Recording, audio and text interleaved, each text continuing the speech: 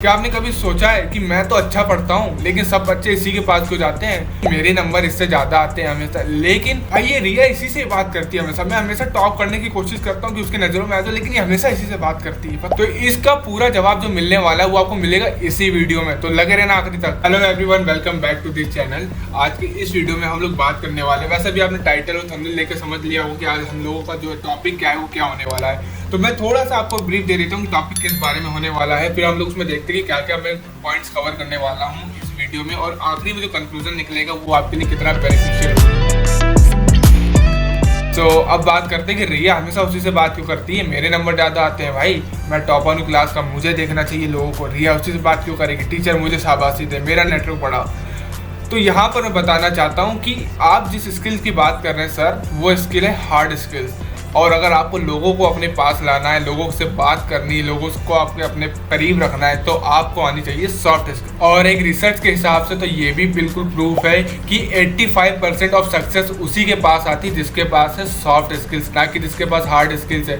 Hard skills का ratio सिर्फ है 15% आपकी जॉब की सक्सेस में या आपकी करियर में सक्सेस में 15% है, लेकिन जो आपका 100% सक्सेस करेगी वो उसमें जो 85% रोल जो कंट्रीब्यूट करेगी वो है आपका सॉफ्ट स्किल्स। और डिटेल में समझते हैं आगे। आप लोगों ने एक बात तो बहुत आराम से सुनी होगी कि जब भी आपको कोई कहता है कि स्किल्स सीखो, स्किल्स ही आपको पैसा देगा, तो आप हमेशा चले जाते हो टेक्निकल स्किल्स में, जिसको हम एक नई लैंग्वेज में कहते हैं हार्ड स्किल्स, जो कि एक जॉब की लैंग्वेज होती है कि आपकी हार्ड स्किल्स क्या है, सॉफ्ट स्किल्स क्या है। लेकिन जब भी आपसे कहा जाता है कि कोई स्किल सीखो, आपके स्किल सेट पे काम करना चाहिए आपको, तो आपको हमेशा ऊपर रख देते हैं हार्ड स्किल्स को। लेकिन जो आपकी जो मेन स्किल होती है, जिसकी वजह से आप नोटिस करे जाओगे और जिसकी वजह से आपको जॉब मिलेगी, वो है आपका सॉफ्ट स्किल्स वाला पार्ट। तो अब हम लोग जान लेते हैं कि सॉफ्ट स्किल्स और हार्ड स्किल्स में अंतर क्या क्या होता है। सबसे पहले हम समझते हैं हार्ड स्किल्स को। बिल्कुल सिंपल भाषा में अगर मैं आपको बताऊं दो अक्षर में, तो आपकी जो टेक्निकल स्किल्स हैं जो आप सीखते हैं, एक्सेल, एमएस वर्ड, जो भी वगैरह आपको कंप्यूटर स्किल्स हैं, वो सारी होती है आपकी हार्ड स्किल्स। और उसके अलावा भी जितनी स्किल्स होती हैं वो होती हैं सारी सॉफ्ट स्किल्स। ये बिल्कुल ज़रा सा सिंपल सा डिफरेंस हो गया इन दोनों में, कोई दिक्कत नहीं होनी चाहिए समझने में। अब सॉफ्ट स्किल्स को थोड़ा सा डीप समझते हैं, ठीक है। अब सॉफ्ट स्किल्स क्या होती है, देखिए जब भी आपको कोई कंपनी हायर करती है, तो माना कि आपने बीटेक करा है, कंप्यूटर साइंस लिया है, आपने अच्छी खासी एक लेवल भी अचीव किया अपने कॉलेज में, लेकिन एक जो दिक्कत आती है वो ये आती है कि जैसे कि आपने सोचा होगा इंडिया में IITs हैं, ठीक है, NITs, उसके अलावा भी और भी इंजीनियरिंग कॉलेज जैसे, जहाँ पर हर साल कितने इंजीनियर्स ग्रेजुएट होते हैं। 75% ऑफ इंजीनियर्स अनएम्प्लॉयड रह जाते हैं, सिर्फ 25% को जॉब मिलती है। और उन 25% में से भी ज़्यादा दिन तक कंपनी में टिकते हैं वो होते हैं 4 से 5%। ये मैं अपनी तरफ से नहीं कह रहा हूँ, ये बिल्कुल रियल डाटा है इंडिया का। आप अगर जाएँ तो गूगल पर जाकर सर्च कर सकते हैं कि इंजीनियर्स कितने अनएम्प्लॉयड है इंडिया में। और उसका कारण ये नहीं है कि इंजीनियर्स के लिए जॉब नहीं है। एक बार लिंक्डइन पर आप जाके देखिए, हर दिन मिंत्रा, बायजूस, इन सब कंपनियों से कितने सारे बैकएंड जो रोल होते हैं, फ्रंट एंड डेवलपर जो रोल होते हैं, उन सब में कितनी हायरिंग हो रही, स्टार्टअप्स में, हैदराबाद में, बेंगलोर में, मुंबई में, हर जगह हायरिंग हो रही है। लेकिन अब लोग कह रहे हैं कि जब जॉब नहीं है, इंजीनियर्स को जॉब नहीं मिल रही। किस टाइप के इंजीनियर्स को जॉब नहीं मिल रही? जिनके पास एक अच्छा स्किल सेट नहीं है। अब आपके मन में एक क्वेश्चन तो जरूर आ रहा होगा, भैया इतना सारा चीज़ें बता रहे हो तो ये भी बता दो why soft skills are very important in life. तो उसका मैं एक सिंपल सा आपको एक जवाब देता हूँ। अब मान लेते हैं आपके स्कूल या कॉलेज में कोई प्रोजेक्ट है, ठीक है। अब आपने प्रोजेक्ट में आपके पास एक हार्ड स्किल है, आपने एक अच्छा सा प्रोजेक्ट बना दिया, UI डिज़ाइन बना दिया, ठीक है, आपने PPT पूरी बना दी, आपने सब कुछ रेडी कर दिया अपने हार्ड स्किल्स के बदौलत, ठीक है। अब बात आती है उसको प्रेजेंट करने की, वो भी अपने क्लास के 30-40 बच्चों के सामने नहीं, कम से कम 3-4 सेक्शन को मिला के 100-150-200 बच्चों के सामने प्रेजेंट करने की अब आपकी बारी है, ठीक है। अब क्या कर लेंगे आप? सबसे पहले तो आप घबरा जाएंगे, ठीक है।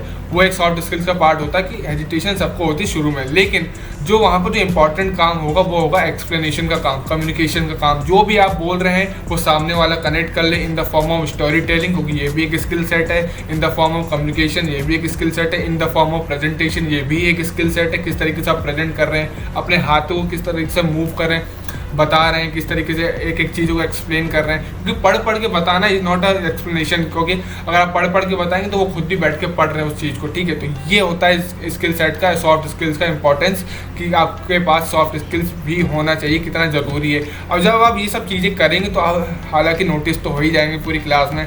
अब जॉब में ये कैसे काम आता है? अब मान लीजिए आपका इंटरव्यू हो रहा है, आजकल ऑफलाइन से ज़्यादा ऑनलाइन इंटरव्यूज़ होते हैं, सारी कैलेंडर पे सारे जूम कॉल जो होते हैं सारे शेड्यूल किए जा रहे हैं। जैसे कि मेरा भी अभी कुछ दिन पहले इंटरव्यू हुआ था, वो एक अलग सेट था क्योंकि वहाँ पर तो एक अलग रिक्वायरमेंट थी। लेकिन मैंने चीज़ नोटिस करी, मैं बता रहा हूँ कि आप अगर स्माइल के साथ इंटरव्यू देते हैं और आपने जो क्वेश्चन पूछा है उसका जवाब देते हैं, अच्छे से जवाब दे रहे हैं, एक्सप्लेन करके जवाब दे रहे हैं, अगर आप सामने वाले HR को अपने इसमें एंगेज कर ले रहे हैं तो उसको भी अच्छा लगता है कि हाँ चलो ये पोटेंशियल है, ये एक फॉर्म में समझा सकता है। जैसे कि उन्होंने कोई एक प्रोडक्ट था तो मैंने बताया था कि उस प्रोडक्ट के बाद हम अपने जो अलग अलग प्रोडक्ट है उसको कैसे अब स्केल करके अपने कस्टमर को हम सेल कर सकते हैं। तो उसको वो चीज़ अच्छी लगी और उसने पूछा how can we do that, तो फिर मैंने उसको बताया तरीका कि अगर हमारा ये प्रोडक्ट है, हम इसको कंप्लीट करने के बाद हम उसको बेनिफिशियल तरीके से ऐसे बताएंगे। तो मैंने एक स्टोरी का फॉर्मेट बना दिया, उसको अच्छा लगा। लेकिन बाय द चांस उस जो चीज़ मेरे पास स्किल सेट था हार्ड स्किल्स, उसमें वही बात आती है, लेकिन उनको चाहिए था किसी और रिक्वायरमेंट्स से। तो ये तो एक अलग बात होगी। लेकिन यही बात है कि अगर आप किसी कंपनी में चले जाते हैं जॉब करने, तो जॉब करने के साथ साथ आपको प्रेजेंटेशन आना चाहिए, क्लाइंट को पिच करना आना चाहिए, क्लाइंट को आपको कम्युनिकेट करना आना चाहिए, टीम वर्क संभालना चाहिए, टीम लीडर बनना आना चाहिए। तो ये सब जो चीज़ें होती हैं, ये सारी चीज़ें जो होती हैं, ये होती सॉफ्ट स्किल्स में। इसलिए सॉफ्ट स्किल बहुत ज़्यादा ही इंपॉर्टेंट है। अब आप ये तो बता दीजिए कि कितने टाइप की सॉफ्ट स्किल्स होती है, उसमें से सबसे जो इंपॉर्टेंट स्किल सेट होता है वो कौन सा स्किल सेट होता है। तो मैं बता देता हूँ कौन से टाइप का स्किल सेट है। तो हम बात कर लेते हैं कि कौन सी सॉफ्ट स्किल्स आपको सबसे ज़्यादा इंपॉर्टेंस देनी चाहिए। सबसे पहली जो स्किल सेट है वो है आपकी टाइम मैनेजमेंट।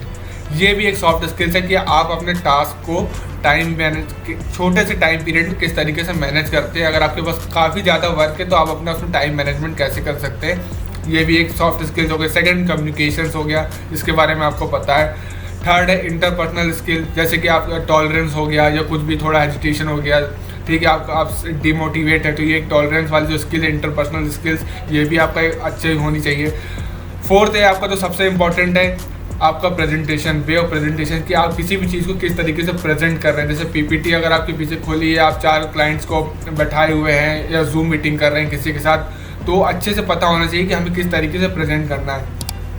क्या आप पढ़ के प्रेजेंट कर रहे हैं, वो एक तरीका गलत हो जाता है। पढ़ के नहीं, आपको हमेशा डेटा और स्टोरी के फॉर्म में बताना चाहिए।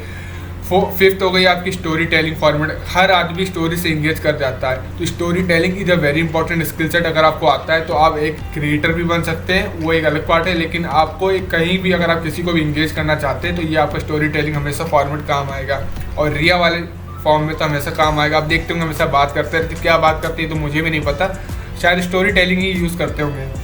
6 नंबर पर जो बात है वो है आपका पर्सनैलिटी डेवलपमेंट वाला, किस तरीके से आपने कपड़े पहने हैं। लोग कहते हैं कि लुक से कुछ नहीं फ़र्क पड़ता। आप अपने दिमाग से सोचिए, आप किसी को देख रहे हैं तो आप उसके पहले सबसे पहले क्या देखेंगे, उसके बाल ऐसे हैं, ठीक है, उसका मुँह ऐसे जा रहा है, ऐसे देखेंगे, ऐसे कपड़े ऐसे जा रहे हैं, ऐसे बैठा ऐसे देखेंगे, क्या खुद आप पता चल जाएंगे कितना ये लेजीनेस है, क्या आ रहा है इसके अंदर।